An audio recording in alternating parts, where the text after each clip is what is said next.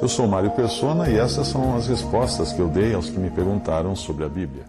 A sua dúvida é sobre a prática da disciplina na Assembleia ou na igreja e como ela deve ser exercida, se ela é para condenar a pessoa que pecou, excluir de vez, deixá-la completamente perdida para sempre, como algumas religiões aí tentam fazer. Quando a Assembleia precisa agir em disciplina para com alguém que pecou, ela não assume o mesmo papel de um juiz de tribunal, cuja tarefa é condenar o malfeitor e mandá-lo para a prisão. E não quer saber o que vai acontecer depois. O papel da igreja ou da Assembleia não é determinar também diferentes períodos de tempo de afastamento para este ou aquele pecado, como se nós seguíssemos as penas do Código Penal. Não. Quando a Assembleia julga algum pecado no seu meio, ela faz isso com a autoridade do Senhor, que foi delegada em Mateus capítulo 18, mas principalmente no sentido de restaurar a pessoa que pecou. Os irmãos que cuidam do assunto devem também estar cientes de que cada um ali tem o potencial para cair no mesmo erro e erros piores. Porque todos tropeçamos em muitas coisas, escreveu Tiago, capítulo 3, versículo 2.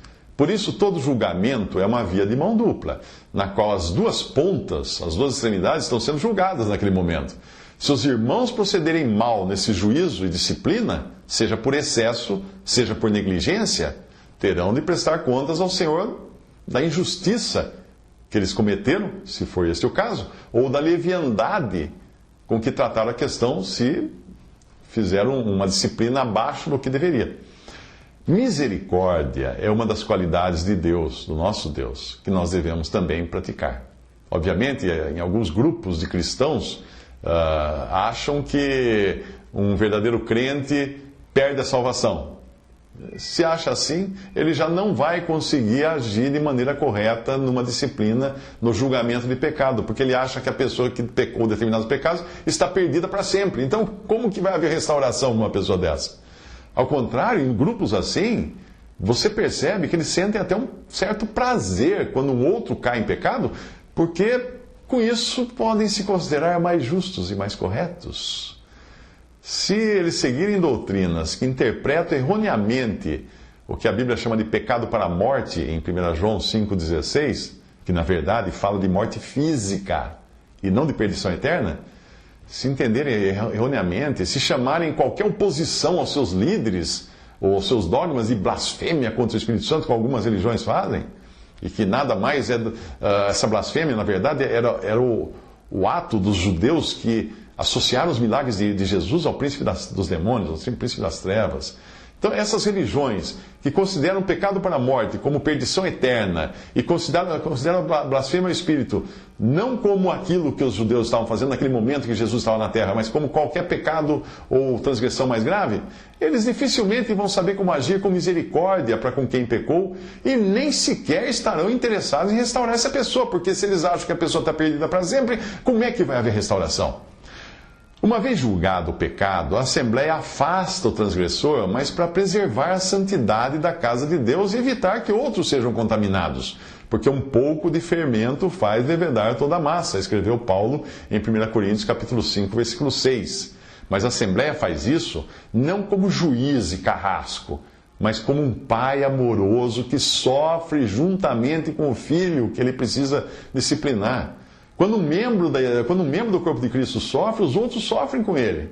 E ao mesmo tempo, a Assembleia impõe um castigo de privações e de isolamento, mas é como forma de despertar a consciência daquele que pecou e levá-lo ao arrependimento. E faz isso visando sua restauração, nunca a sua destruição, nunca a sua perdição eterna. Não.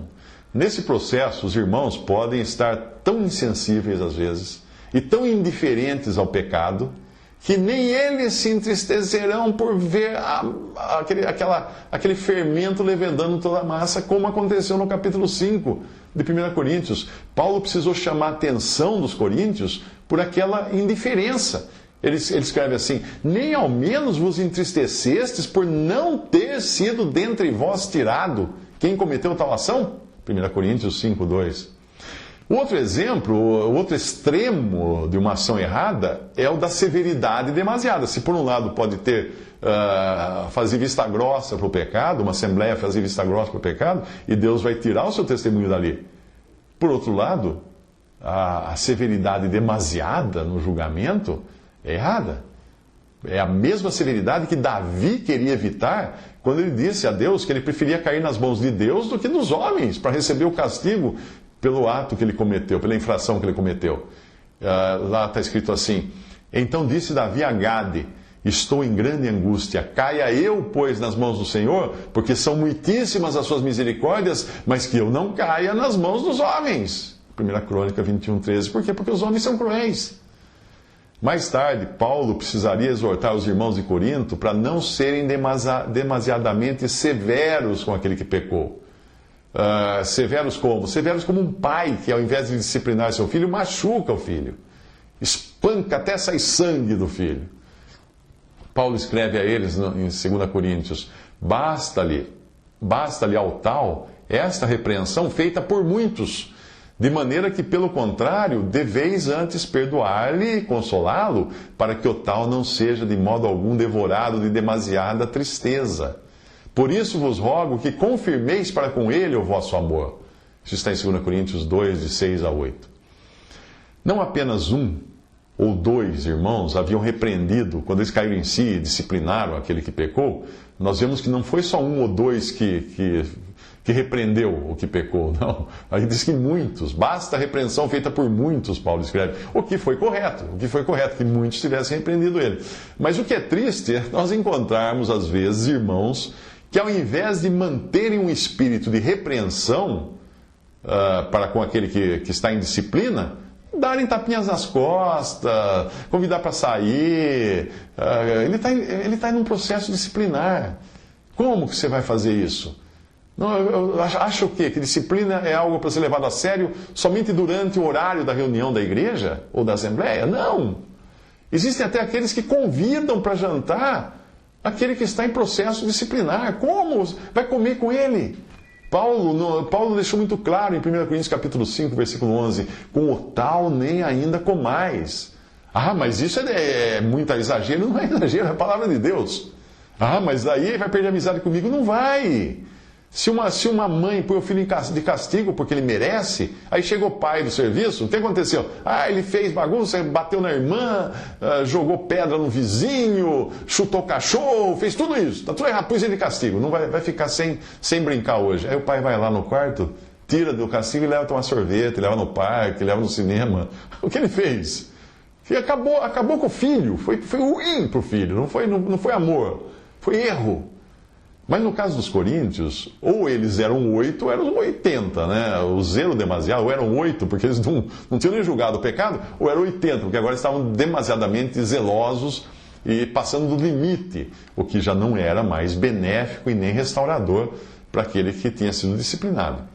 Existia agora, Paulo chama a atenção deles, o risco de aquele irmão ser devorado de demasiada tristeza, 2 Coríntios 2,7. Eu acredito que não tenha sido à toa que no Antigo Testamento Deus nos tenha deixado um leproso, que é um doente e não um criminoso, como figura do pecador que precisa ser excluído da comunhão da Assembleia e aguardar fora do acampamento até a sua restauração. As coisas que foram escritas no Antigo Testamento são figuras e princípios para nós aprendermos. Aquele leproso era mais para ser cuidado, como numa enfermaria de isolamento, do que ser penalizado e jogado numa cela, como acontece nos tribunais e presídios da justiça humana. Então, é assim que a Assembleia trata, como alguém que está doente. O sacerdote, e não um carcereiro, ia visitar aquele leproso lá em Israel. Ia visitar regularmente para examinar a lepra. E quando ele percebesse, o sacerdote percebesse que todo o corpo estava coberto pela doença, olha que interessante, ele declarava que o leproso estava limpo. Por mais estranho que possa parecer isso, o significado para nós é que somente quando aquele que pecou reconhece o seu pecado da cabeça aos pés, é que ele está pronto para ser restaurado à comunhão. Veja a passagem. Se a lepra se espalhar de todo na pele, se a lepra cobrir toda a pele do que tem a praga, desde a sua cabeça até os seus pés, quanto podem ver os olhos do sacerdote, então o sacerdote examinará, e eis que se a lepra tem coberto toda a sua carne, então declarará o que tem a praga por limpo. Todo se tornou branco, limpo está. Levítico 13, 12. É interessante que tem um detalhe aí que fala assim: quanto podem ver os olhos do sacerdote? E a gente sempre deve levar em conta isso na disciplina, porque a Assembleia não disciplina, não coloca em disciplina pecados ocultos que não podem ver, porque só se forem revelados, trazidos à tona. Porque mesmo aquele que esconde o seu pecado e não é julgado pela Assembleia, vai ser julgado por Deus, porque Deus não vai deixar passar barato aquilo. Vai ser julgado por Deus. Deus vai fazer vir à tona aquele pecado. E ele vai sofrer por ter escondido aquele pecado. Então, quando existisse alguma superfície, no caso do leproso lá de Levítico, alguma superfície de carne viva, diz o versículo, carne viva declará-lo-á por imundo, a carne é imunda, Levítico 13, 13.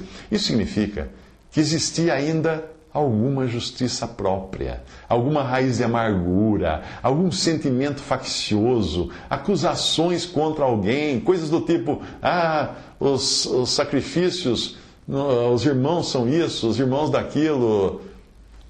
Não.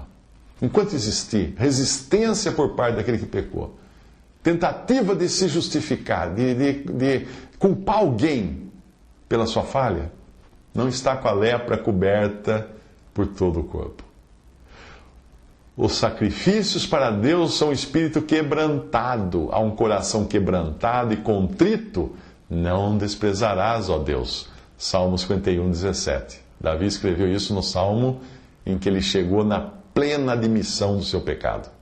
Uma boa sequência para ser observada na disciplina da Assembleia é o caminho de reconhecimento de pecado que Davi percorreu. Veja no Salmo 7,3 que ele diz ainda: Senhor meu Deus, se eu fiz isto, ele mostra que ainda não tem consciência do seu pecado. Aí no capítulo 19, no Salmo 19, versículo 12, ele já admite que pode ter alguma coisa errada com ele, mas que ainda não quer enxergar. Porque ele diz assim: quem pode entender os seus erros? Expurga-me tu dos que me são ocultos. Aí no Salmo 25, versículo 7, ele admite ter pecado, mas como se fosse algo passado só. Não te lembres dos pecados da minha mocidade. Aí no Salmo 38, versículo 4, aí ele começa a sentir o tamanho e gravidade do seu erro, quando ele diz: as minhas iniquidades sobrepassam a minha cabeça, como carga pesada são demais para as minhas forças. Mas é no Salmo 51 que nós vemos Davi frente a frente com o seu pecado, precisando olhar nos olhos da sua própria maldade e clamar por misericórdia, reconhecendo que foi Deus aquele a quem ele realmente ofendeu e de quem ele depende agora para a sua restauração e purificação. Ele diz assim: tem misericórdia de mim, ó Deus, segundo a tua benignidade. Apaga as minhas transgressões, segundo a multidão das tuas misericórdias. Lava-me completamente da minha iniquidade, purifica-me do meu pecado, porque eu conheço as minhas transgressões, e o meu pecado está sempre diante de mim. Contra ti somente pequei, e fiz o que é mal à tua vista, para que sejas justificado quando falares e puro quando julgares. Salmo 51, de 1 a 4. Visite respondi.com.br. Visite 3minutos.net.